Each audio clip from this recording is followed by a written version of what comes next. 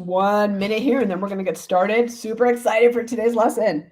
Hey, Emily, good to see you. Hello, hello. Welcome, welcome.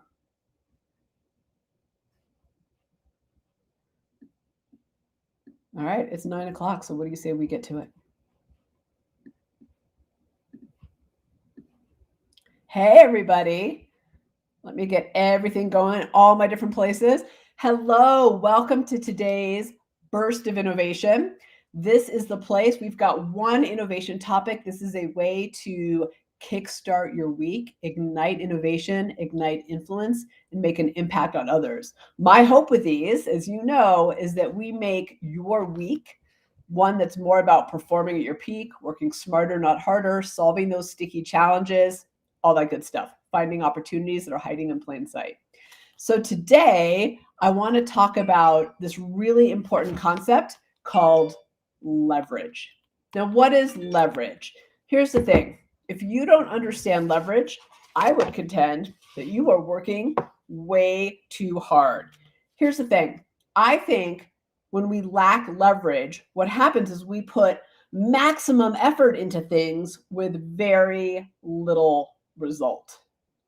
Maximum effort with little result. How many times have we been in that situation where we have doubled down, tried harder, put all our effort into something, and we felt like we barely moved the needle forward?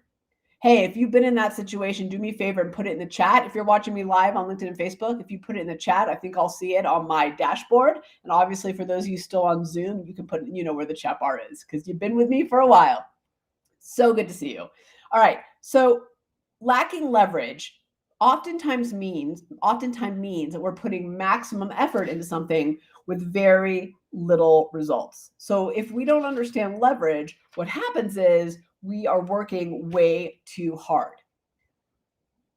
And let me just say, I think the key to that, because I'm not against working hard, but the challenge with that is it's working hard with minimal results, with incremental results, with barely moving the needle, with not getting the solutions, the results, the impact that we need out of something. Mary T says, yeah, a lot of time I feel like that. You know what, Mary T? Me too. I feel like that as well, where I'm white knuckling something. I'm working as hard as I possibly can, but I'm not getting the results. When I look back on those moments, what I find is because I lacked leverage. So leverage is the antidote to working maximum effort hard, but getting minimal results.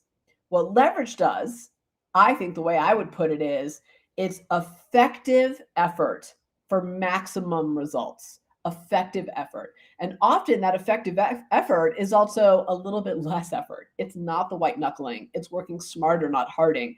It's finding that leverage point that's going to help us explode in the results, in the outcomes side of it.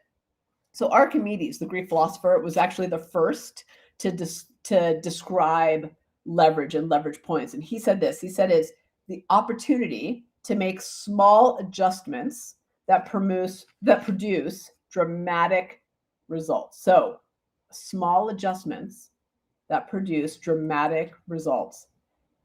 I can't tell you the number of times where it wasn't working, and then I made one little adjustment, and the floodgates of possibility and success that I was looking for actually opened up. So we want to look for those leverage points, those places that if we applied a little bit of pressure, did things a little bit differently, that we'd actually get bigger, more dramatic results out of it. I think we've all seen this image here. Hold on, I want to put it up for you. Hopefully you can see it, right? We've all seen this one. This is my horrible drawing with, there you go. Can you see that? Can you guys see that? It's showing up a little funny, right? With the background. Okay. I'm not sure. It's going to be hard for you on Zoom to see it. It is the guy with the stick trying to lift up the rock, right? And that little point at the bottom, that's his leverage point. You guys can't see it very well, no. But that's what we want to find, right? We want to find that little point where we can apply pressure, where the results are more than just localized, but it makes the whole thing easier and it has a broader impact. So before I go on and talk about how innovation does this, and I've got one fundamental great question for you to ask yourself that'll help you find the leverage points. Before I get there, let me ask you a question and put this in the chat. What in your world, whether that's work or life, if you just found one or two leverage points, would help you break through, would help you overcome whatever the sticky challenge is, would help you push past and get bigger results? Just give me in a phrase or a sentence, what's one place in your work and life where getting to your leverage point and applying it would actually help you break through? You don't have to answer the answer of what that leverage point is, but just what's the place? I want you to have that in mind. Okay, so your P&L, yeah, you're responsible for a brand or a business unit, I'm assuming. Yes, right? And you need those results to start really kicking in, but I'm guessing they're incremental, right? Or they're what they always were. Maybe they're going in the opposite direction and you need to turn it around. Totally get that. Mary T says, right now with growing a new business. Yes, right? What are the things that are going to push you forward so that you're not just kind of slogging through the mud along? Yeah, these are all really, really good. Getting that promotion. Yeah, Bob, totally. Exactly. Getting that promotion, being recognized as the go-to innovator and pushing that forward. So we all have these things we're working towards. I'm so glad you guys mentioned this. Mia says, my marketing campaign proposals. Awesome. Okay. Yeah. Right. Because we want higher close rates and more dollars, right? We want to grow our value and our business, and we want to minimize our new business cycle. So think about that for the second. But here's the thing: the key to finding those leverage points is innovation, because we've got to think differently. We can't go in with the same thinking to find those leverage points. What got us here isn't what gets us there. We've all heard that old phrase, but that's the reality. So we've got to find our leverage points by thinking differently. What I found in my experience and with my clients is that if we do the same things we've always done, we don't get any different results. So we didn't find the leverage points. We just worked harder. And in fact, I think the big mistake we make is that when we try to kind of push forward or get bigger results better, what do? We double down. We work harder. We do more of what we're already doing, more effort, more time, more energy, more resources, more people, right? And we expect the result to change. But let me ask you this. How many times have you simply just doubled down on your effort and the result been drastically different on the back end? I'm going to venture to say the answer is 99% of the time, no, I have not experienced that, because it doesn't. Because what we were doing wasn't working. And I think one of the biggest mistakes we make, and this is across work and life, is we think that if we just do more, that we're going to get those results. Well, doing a little bit of what we were doing wasn't working. So why would doing more of it work? So if we think about that just for a second, it doesn't really make sense, does it? So we got to figure out those leverage points by thinking differently, right? We don't want to be doubling down. So if you're stuck or you're trying to achieve something big, right? You've hit a ceiling of some kind. More is not the answer. Innovation, thinking differently, is what allows us to create those leverage points that get to those maximum results. And it allows us to get there by working smarter with less effort as well. And I'm not saying don't work hard. Obviously, I work a lot of hours. But what I am saying is make those hours, that effort, that energy that you put into it count. I find it really frustrating when I'm white knuckling, putting all this energy into it, and I'm not getting anything in return. It kills my motivation. It kills my belief in myself. It kills all of it. So innovation's the answer. So I'm going to read this. I want to give you a question that's going to help you think differently and find those leverage points. And here's the question, and I want you to write this down. What's one thing that I can do differently that would produce maximum results with minimal time, effort, and energy? I'll say it again. What's one thing, right? Focus is key here. We don't want to spread ourselves too thin. What's one thing that I can do differently that would produce maximum results with minimal time, energy, and effort? So what's one thing I could do differently? So I've been using my podcast as an example a lot lately, but I think it's really proven to be the case. So as you know, I'd say in past years, we spent a lot of time interviewing thought leaders. And I put that in quotes, but you know what I mean. People with books, people who are experts in their field, and that's great.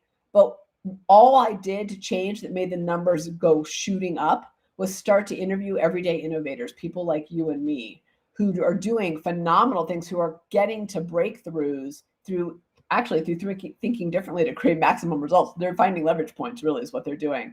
But all I did was switch who I interviewed. And it was a small thing and it made a huge difference. Here's why. I'm just going to pull back the curtain and tell you, kind of full transparency here.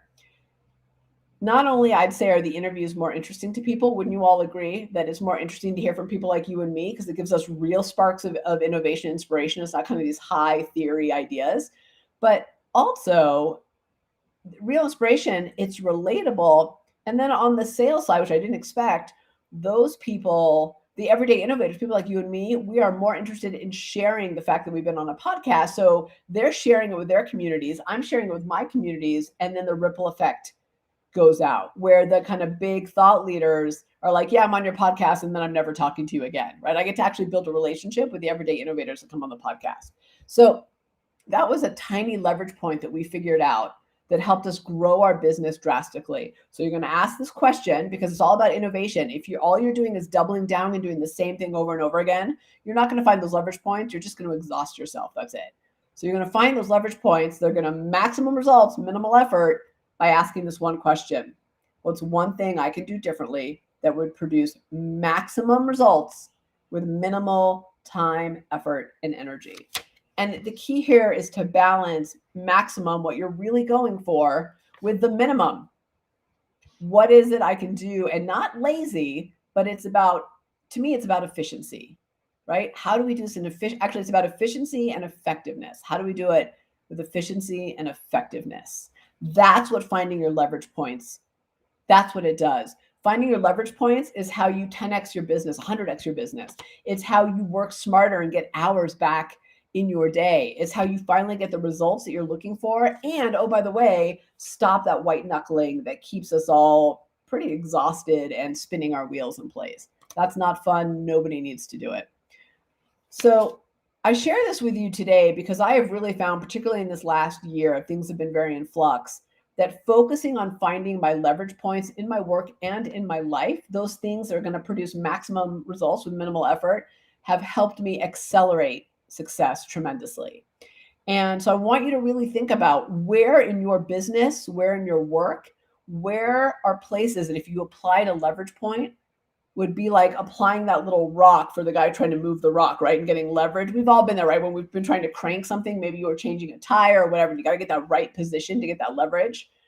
Where in your work and business, if you found one or two key leverage points, would help you push past the ceilings, the brick walls, wherever you are that you're stuck.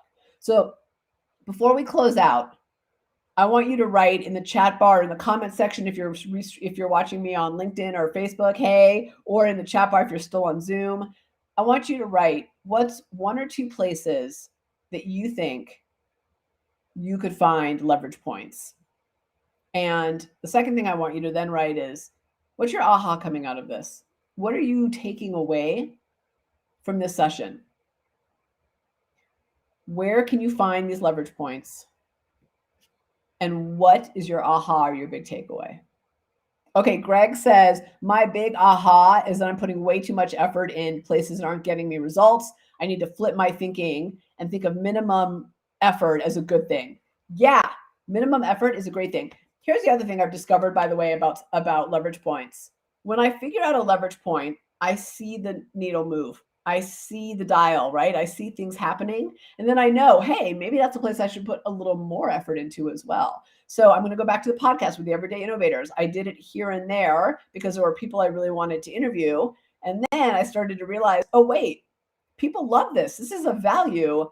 I'm going to do more of these and put more of these in our podcast. So I think you find when you figure out those those leverage points, you also find where you should put your energy and your focus long term.